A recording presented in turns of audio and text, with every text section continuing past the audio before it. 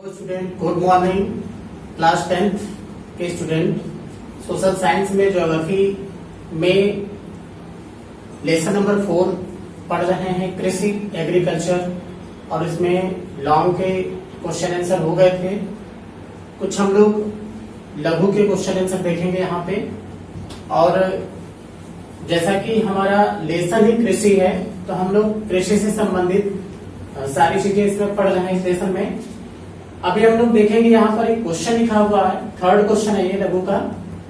भारतीय कृषि की विभिन्न भौगोलिक परिस्थितियों का वर्णन कीजिए।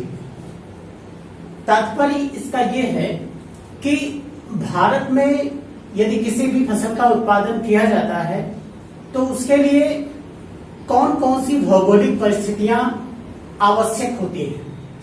आवश्यक भौगोलिक दशाओं का यहाँ पे वर्णन करना है।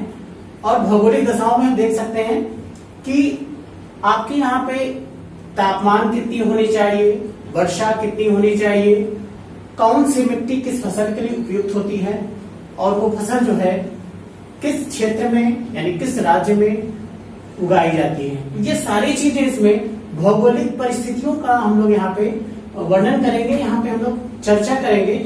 और कुछ फसलों का हम लोग नाम यहाँ लेते हैं जो मुख्य भारत की कुछ फसलें हैं। जैसे आपका हो गया चावल, गेहूं, चाय, गन्ना, कपास और जूट। ये कुछ मुख्य फसलें हैं जो अक्सर क्लास 10th के बोर्ड एग्जाम में पूछे जाते हैं। अभी पिछले साल ही चावल के बारे में पूछा गया था। जो लोग पिछले साल बोर्ड के एग्जाम दे चुके हैं या जिसके घर में बड़े भैया बहन दे चुके हैं, वो पेपर देख सकते हैं कि पिछली बार ही अभी चावल के बारे में पूछा गया था। और पिछले साल भी हमने इसको पढ़ाया था क्लास में। इस बार फिर से पढ़ाएंगे क्योंकि इम्पोर्टेंट है। कहीं ना कहीं से कुछ ना कुछ चीजें इसमें से आ ही जाती है। कुछ नहीं तो मैथ में भी क्वेश्चन आ सकता है। तो 1 नंबर से लेकर के और 6 नंबर तक के क्वेश्चन इस जो है इस चार्ट से आपका पूछा जा सकता है बोर्ड एग्जाम में। बहुत ही इंपॉर्टेंट टॉपिक है, ध्यान से सुनिए और देखिए, इसको समझने का प्रयास करिए। तो सबसे पहले हम लोग चावल के बारे में थोड़ा सा, यानी चावल जो है वो धान से मिलता है, तो धान के बारे में, चावल यानी धान। तो चावल के लिए जो है वो तापमान जरूरत होती है 25 डिग्री सेल्सियस की। 25 डिग्री सेल्सियस से अधिक होनी चाहिए यहाँ पे। यानी जो धान की खेती होती है उसके लिए 25 डिग्री सेल्सियस से अधिक तापमान होना चाहिए। 100 से 200 सेंटीमीटर वर्षा का वार्षिक औसत होना चाहिए। और इसके लिए चिकनी,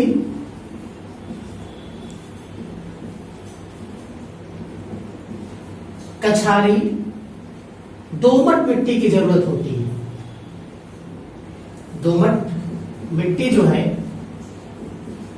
वो उपयुक्त मानी जाती है धान की फसल के लिए। और धान की जो फसल है वो पश्चिम बंगाल, बिहार, झारखंड,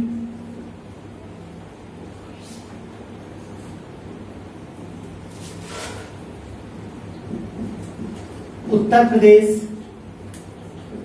पंजाब, हरियाणा आदि राज्यों में होती है। ये उत्पादक चावल के उत्पादक क्षेत्र हैं, राज्य हैं, जहां पर चावल की खेती या धान की खेती होती है। अब हम लोग बात करते हैं गेहूं की। गेहूं चूंकि ये रबी की फसल है, ठंडक में होती है, तो 10 डिग्री सेल्सियस से लेकर के और 25 डिग्री सेल्सियस तापमान इसके लिए उपयुक्त होती है। और यहाँ पर जो वर्षा होती है वो भी नॉर्मल होनी चाहिए। 50 से 75 सेंटीमीटर जो है वो वर्षा दर्ज की जाती है। और इसके लिए दोमट मिट्टी जो है उपयुक्त होती है। दोमट मिट्टी जो है वो उपयुक्त होती है। और इसका जो उत्पादन होता है वो उत्तर प्रदेश, पंजाब, हरियाणा, बिहार आदि राज्यों में होता है, मध्य प्रदेश में भी है। अब हम लोग आते हैं, अगली फसल है चाय की। तो चाय की फसल के लिए देखते हैं कि चाय की फसल के लिए जो तापमान आवश्यक है वो है 20 डिग्री सेल्सियस से लेकर के 30 डिग्री सेल्सियस तक, यानी 20 से 30 डिग्री सेल्सियस जो है वो तापमान आवश्यक है चाय की खेती के लिए। और 150 से लेकर के 300 सेंटीमीटर वर्षा जो है वो इसके लिए आवश्यक होती है।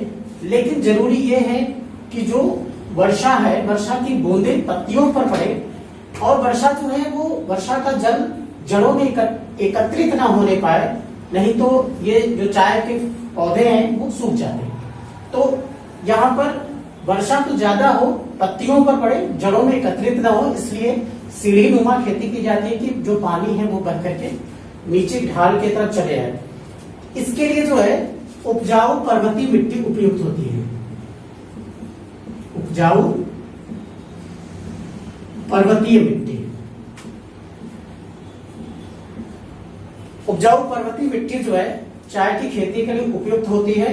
और ये इसका जो उत्पादन होता है वो हम लोग जानते हैं कि भारत में असम में सबसे ज्यादा चाय, उसके बाद पश्चिम बंगाल, तमिलनाडु,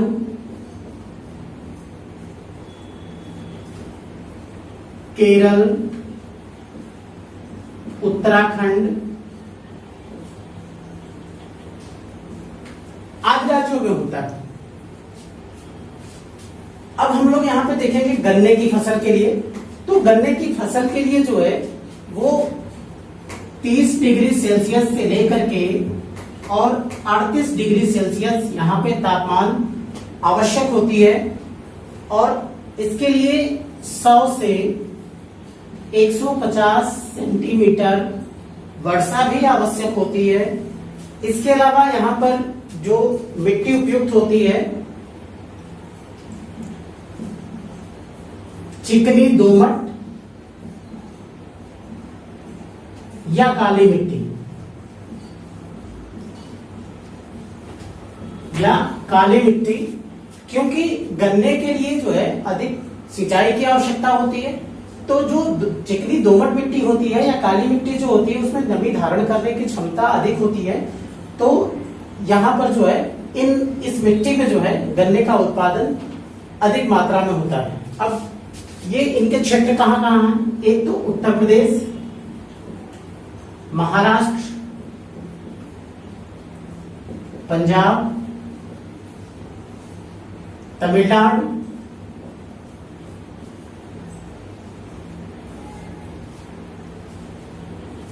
इन राज्यों में जो है वो गन्ने का उत्पादन बहुत ज्यादा होता है। इसमें बिहार भी है, अन्य भी राज्य हैं जहां पर गन्ने का उत्पादन होता है।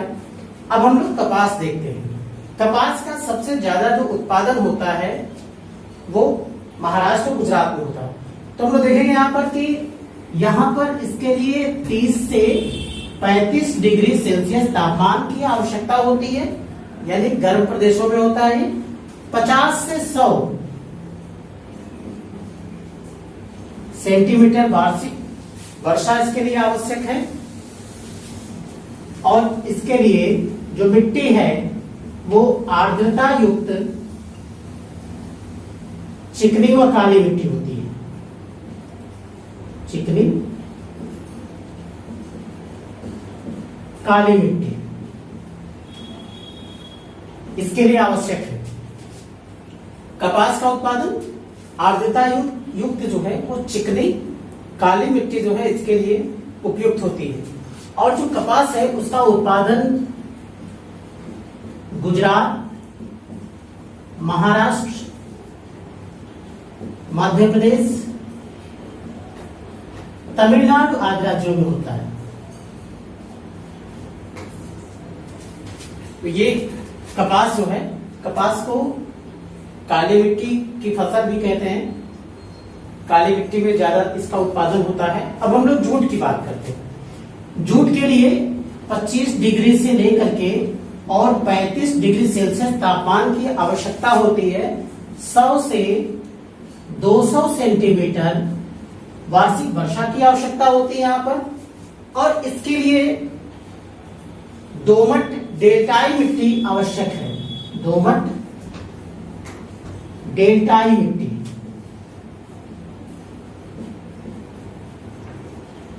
इसके लिए आवश्यक है।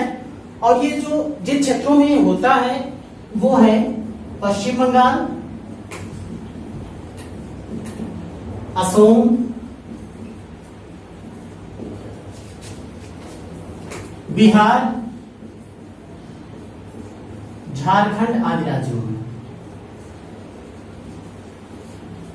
तो ये जो है भारत की कुछ प्रमुख फसलें हैं और इनके लिए जो तापमान आवश्यक है, इनके लिए जो वर्षा आवश्यक है, इन फसलों के लिए जिस मिट्टी की जरूरत होती है, जिस मिट्टी में फसलों का उत्पादन अधिक होता है और जिन जिन राज्यों में ये मिट्टियां पाई जाती है उन उन राज्यों में इन फसलों का उत्पादन सर्वाधिक होता है।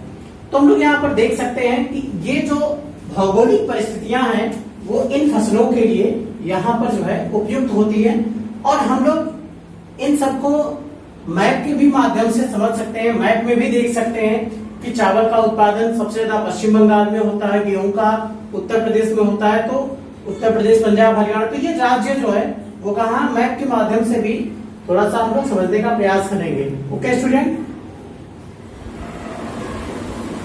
तो हम लोगों ने ये देखा कि भारत की प्रमुख फसलें और इनके लिए कौन कौन सी भौगोलिक परिस्थितियां आवश्यक होती है, जरूरी होती है। अब हम लोगों के सामने ये तो पूरा चार्ट था, क्वेश्चन अलग अलग आते हैं। जैसे क्वेश्चन आ जाएगा कि चावल के उत्पादन के लिए कौन सी भौगोलिक परिस्थितियां आवश्यक होती हैं या भौगोलिक परिस्थितियों का वर्णन कीजिए, तो हमारे ये जो बने हुए तापमान, वर्षा, मिट्टी और उत्पादक क्षेत्र, इनको हम हेडिंग में ला देंगे। ये हेडिंग बना लेंगे तापमान और फिर इसमें लिख देंगे कि गेहूं की फसल के लिए 25 डिग्री सेल्सियस से अधिक तापमान की आवश्यकता होती है ना। वर्षा कितनी होती है इसके बारे में लिख लेंगे। यानी जो ये चार्ट बना है इसी को वाक्यों में पूरा लिख देना है, थोड़ा सा 2-3 लाइन इसमें जोड़ जोड़ करके, तो हमारा ये पूरा जो है क्वेश्चन का आंसर तैयार हो जाएगा। मतलब ये क्वेश्चन ये आ जाएगा, इसके बारे में चाय आ जाएगा तो चाय के बारे में, गन्ना आ गया तो गन्ने के बारे में, कपास आ गया तो कपास के बारे में। ये हेडिंगे डाल करके और किसी भी फसल का जो है वो हम वर्णन कर सकते हैं इन हेडिंगों के अंतर्गत। ये करना होगा आपको। जैसे कुछ हम क्वेश्चन ले लेते हैं।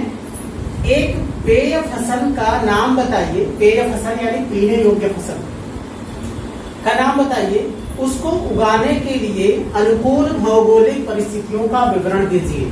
तो पेय जो है पदार्थ, हमारे भारत में चाय जो है वो मुख्य पेय फसल है, पेय पदार्थ है। तो इसके बारे में, इसकी भौगोलिक परिस्थितियां, तो हम लोग इसके में लिख सकते हैं कि चाय एक प्रमुख एवं लोकप्रिय पेय फसल है। चाय के उत्पादन के लिए निम्नलिखित भौगोलिक परिस्थितियां आवश्यक है। हम लोग फर्स्ट हेडिंग डाल देंगे यहाँ पर तापमान।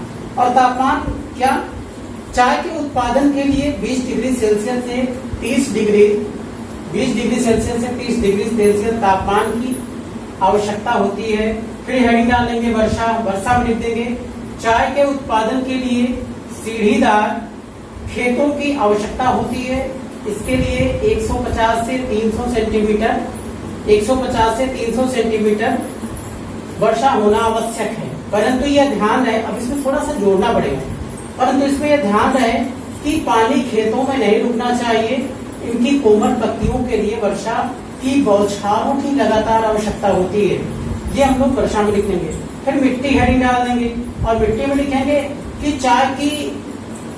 चाय को सुगम बनाने के लिए उपजाऊ पर्वतीय जीवाश्म युक्त गहरी मिट्टी की आवश्यकता होती है। इसके बाद हम लोग हेडिंग डाल देंगे उत्पादक क्षेत्र। अब उत्पादक क्षेत्र में चाय की खेती असम, पश्चिम बंगाल, तमिलनाडु, केरल, है ना, उत्तराखंड आदि राज्यों में होती है। तो ये हम लोग हेडिंग डाल करके, ये हेडिंग बना करके हम लिखेंगे तो हमारा पूरा जो है एक एक फसल पर एक एक आंसर कंप्लीट होगा। ओके स्टूडेंट, इसी तरीके से गेहूं का उत्पादन यदि आ जाए, गेहूं का उत्पादन, तो गेहूं उत्पादन के लिए आवश्यक भौगोलिक दशाओं और उसके मुख्य उत्पादक राज्यों के नाम लिखिए, उत्पादक राज्य। तो अब यहाँ पर हम लोग लिख सकते हैं हरी डाल के, वैसे ही तापमान, वर्षा, मिट्टी और उत्पादक क्षेत्र, तो ये सारी चीजें हम लोग लिख सकते हैं। और ऐसे ही यदि किसी भी फसल का आ जाए तो आपको ये हेडिंग डाल करके, तापमान, वर्षा, मिट्टी, उत्पादक क्षेत्र हेडिंग डाल करके आप उसके अंदर वाक्य बना करके और लिख सकते हैं। ठीक है, ओके स्टूडेंट, गुड बाय।